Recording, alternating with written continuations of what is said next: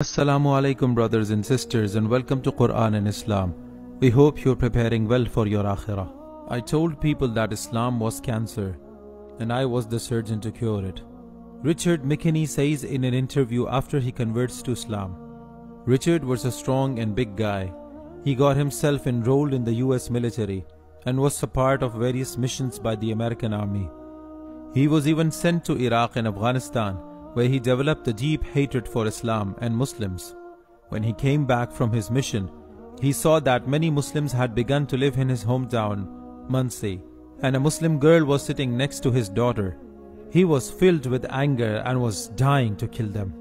Richard had a tattoo of the United States military.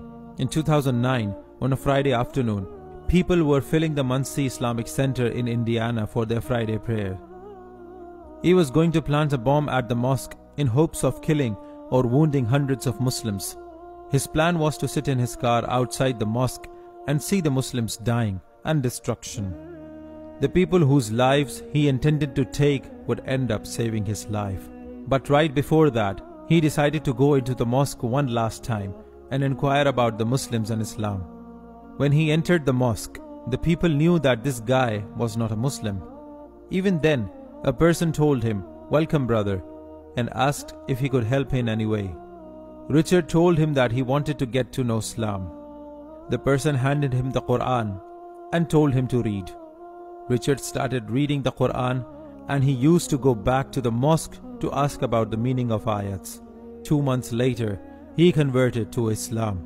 The person who was filled with anger and disgust for Islam and the Muslims had converted to Islam. Later in an interview, Richard told the media that what convinced him toward Islam was this one ayat of the Quran. It was the ayat 32 of Surah Al-Ma'idah, which states, "He who saves a life shall be as if he had given life to all mankind." Richard McKinney now works as a counselor for those dealing with anger, sorrow, and guilt. He spreads the message of Quran and Islam in his seminars. And interestingly enough, he has also served as the president for the management of the Islamic Center in Muncie. Allah guides whom He wills, and Allah misguides whom He wills. The thought of going to the mosque one last time was sent by Allah to save His chosen person from ignorance, shirk, and the murder of hundreds of Muslims. Subhanallah.